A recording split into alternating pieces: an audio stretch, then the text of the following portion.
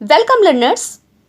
आज हम literature portion में डिस्कस करने वाले हैं विलियम वर्ड्सवर्थ, जो कि हमारे रोमांटिक पोएट हैं, उनकी एक लिरिक पोएम जिसका नाम है द सोलिटरी रीपर।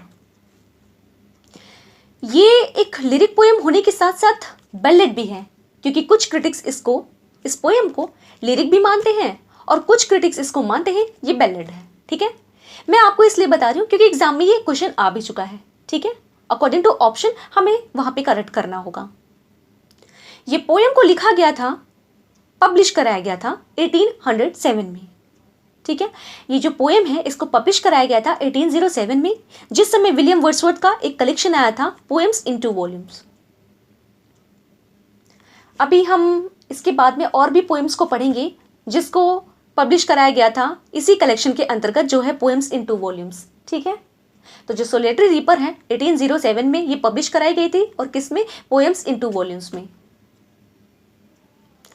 एक्चुअली बात ये होती है, विलियम वर्ड्सवर्थ जब स्कॉटलैंड जाते हैं तो वहाँ पे एक पोएम ऐसे क्रिएट करते हैं जिसके अंतर्गत उन्होंने बताया है कि जब वो जाते रहते हैं रास्ते में ना, कहीं जाते रहते हैं स्कॉटलैंड में, तो जो हिल एरियाज होते हैं वहाँ पे एक लेडी है, लेडी नहीं यंग लेडी बोल दीजिए जी, एक यंग लड़की है जो कि रिपिंग कर रही है, फसल काट रही है, और रिपिंग करते करते ना वो सिंगिंग भी कर रही है, गाना भी गा रही है। और वो गाना इतना अच्छा है कि उसके आगे नाइटिंगेल का भी गाना अच्छा नहीं है, और भी बहुत सारी चीज़ें हैं उसके आगे सब फीकी पड़ रही हैं। ठीक है, उसका गाना बहुत इंप्रेसिव है। तो यही सारी चीज़ों का प्रेज ना वो इस पोएम के अंदर करने वाले हैं।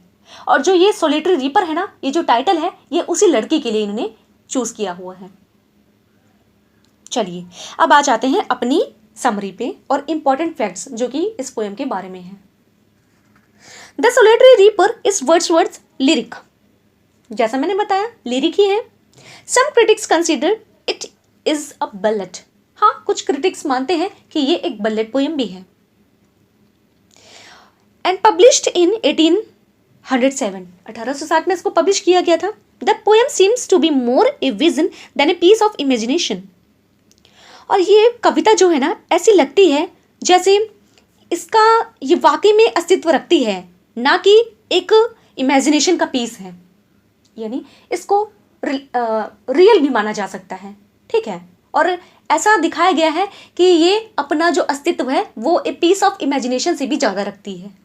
ठीक भाई, हो भी सकता है, घूमने जाया करते ही थे, बहुत जगह की इन्होंने यात्रा भी की थी, है ना। विलियम वर्ड्सवर्थ की जब बायोग्राफी डिस्कस कर रहे थे तब हमने देखा भी था, बहुत जगह गए हुए थे जहाँ पे इन्होंने डिस्क्रिप्टिव स्केचेस लिखी थी, द इवनिंग वॉक लिखी थी। ठीक है, और फिर उसके बाद क्या ये लीच गेदरर भी लिखी है ना। तो ये इतना जो भ्रमण करते थे, इतनी जो ये इन्होंने ट्रैवल जो की थी, जो ट्रिप्स किए थे बहुत सारे, और वहाँ पे जा कर के ना नेचर का एनालिसिस किया था, उसका जो है आनंद उठाया था। उन्हीं सब चीज़ों को ना इन्होंने अपनी पेन के थ्रू जो है पोएम में कलेक्ट किया है, उनका एक्सपीरियंस ही है।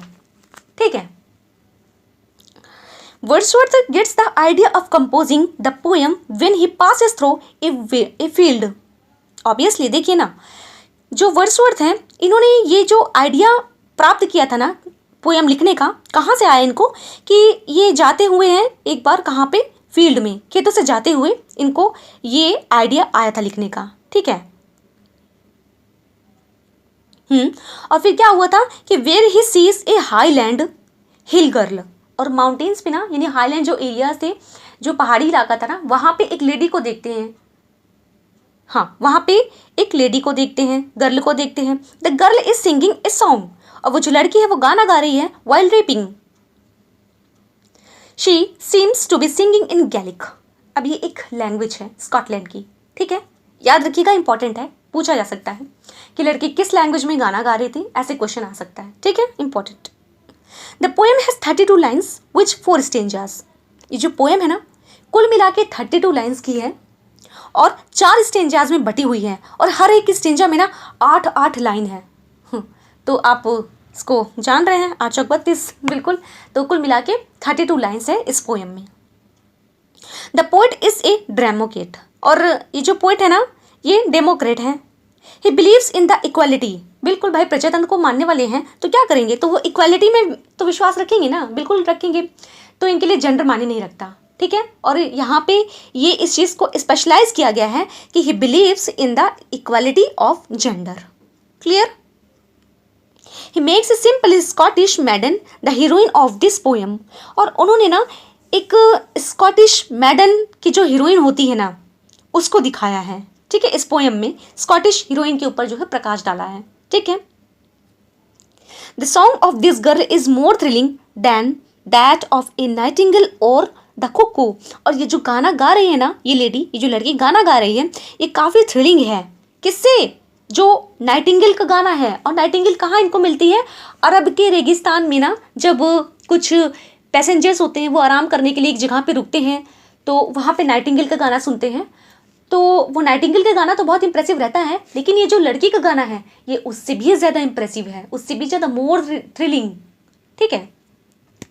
और कुक्कू के भी सॉन्ग से भी इम्पोर्टेंट है। इम्पोर्टेंट मतलब कि एक कुक्कू है उसका भी ये जिक्र कर रहे हैं कि बसंत ऋतु में कुक्कू बर्ड का गाना जो समुद्र की खामोशियों को भी तोड़ देता है, जो स्कॉटलैंड के तट पर उत्तर पश्चिम द्वीपों के बीच में स्थित समुद्र है ना उससे भी, यानी कि जो कुक्कू है, ये कुक्कू की लोकेशन है कि स्कॉटलैंड का जो है वो जो द्वीप है, टापू है, उन्हीं के बीच में जो है वो कुक्कू रहती है, गाती है। और उससे भी ज़्यादा अच्छा किससे एक तो नाइटिंगेल के सॉन्ग से अच्छा और दूसरा कुक्कू के भी सॉन्ग से अच्छा ये लेडी गा रही है, ये लड़की गा रही है। कौन? दिस स्कॉटिश गर्ल, ठीक है।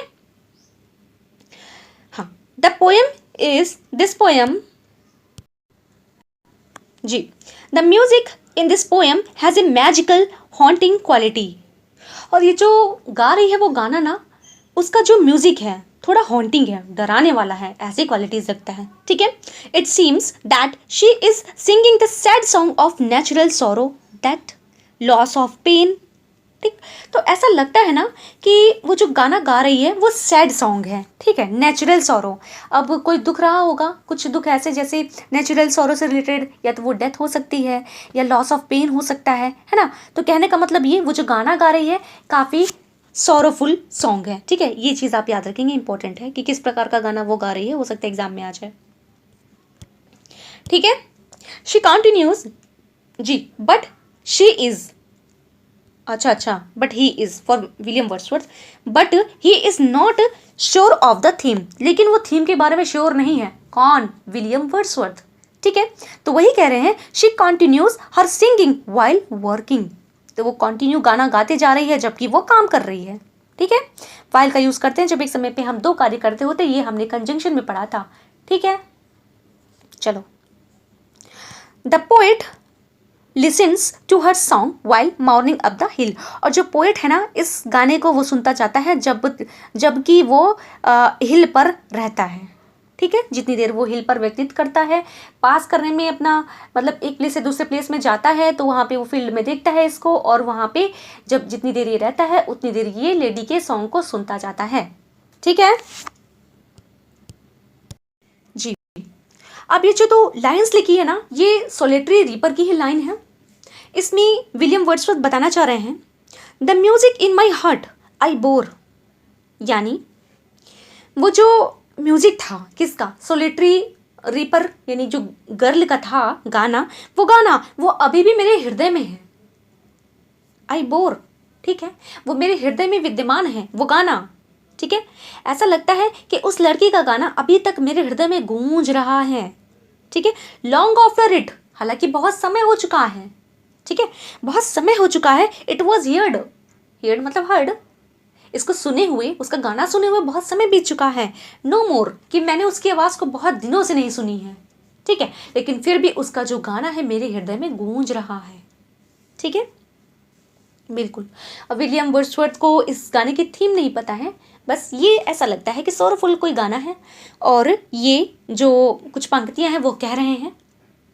तो इसी के साथ में हमारा इम्पोर्टेंट फैक्ट जो सोलिटरी रीपर के बारे में वो फिनिश होते हैं। ये लाइन का मीनिंग मैंने आपको समझा दिया है, भावार्थ जो एक्सप्लेनेशन होता है। और इसके अलावा ना कुछ लाइंस जो प्रकाश में दी हैं, चलिए उनको डिस्कस कर लेते हैं। हालांकि ज़्यादा दी नहीं है तो लेंदी स्टाइल में तो हम बाद में कवर करेंगे, लेकिन अभी जो हमारे सामने है ना उसको हमें फिनिश करना है। तो आते हैं कुछ 2-4 लाइंस पे। चलिए, reaping and singing by herself, यहाँ से डिस्कस कर रहे हैं द सोलिटरी रीपर की लाइन्स है। रीपिंग एंड सिंगिंग, यानी रीपिंग कर रही है और गाना भी गाया जा रही है।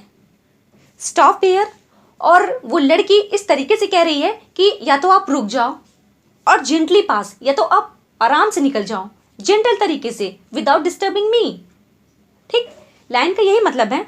कहने का मतलब ये है कि जब पोएट ना स्कॉटलैंड वाले पहाड़ी क्षेत्रों वाले एरिया में निकल रहे हैं, वहाँ से जा रहे हैं, तो उस क्षेत्र में जो खेत है वहाँ पे एक यंग लड़की फसल को तो काट रही है, और उस फसल को काटने के साथ साथ वो एक गाना भी गा रही है। ठीक है, तो पोएट लोगों से प्रार्थना करता है कि आप यहाँ पर रुक जाओ। ठीक है, ये जो reaping and singing by herself किसके लिए आया है? उस सोलिटरी रीपर के लिए आया है। तो कह कौन रहा है? कह रहे हैं विलियम वर्ड्सवर्थ। ठीक है, वो कह रहे हैं reaping and singing by herself. वो लड़की जो है वो फसल काट रही है और गाना भी गा रही है।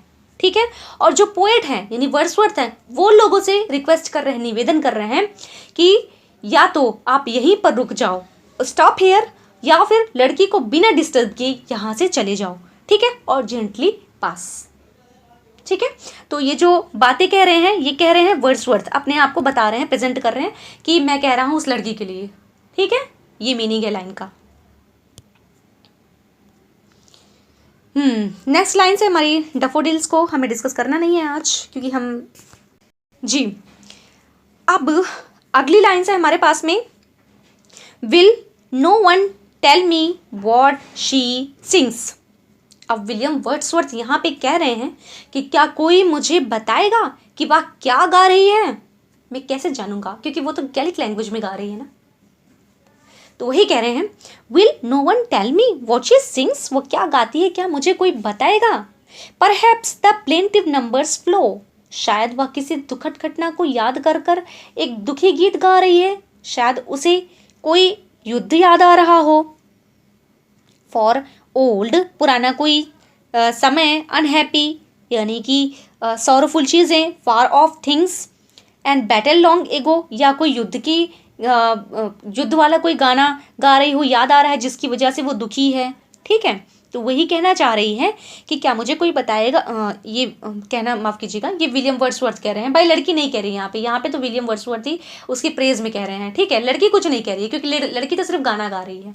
ठीक, तो विलियम वर्ड्सवर्थ वही कह रहे हैं will no one tell me what she sings, क्या कोई मुझे बताएगा कि वो क्या गा रही है? Perhaps the plaintiff number of flow, क्या वो कोई दुखद घटना को याद करके दुखी हो रही है? For old unhappy, far off things, कुछ पुरानी चीज़ों को याद करके, सॉरोफुल चीज़ों को याद कर रही है, एंड बैटल लॉन्ग एगो, या किसी युद्ध को याद करके वो दुखी हो रही है।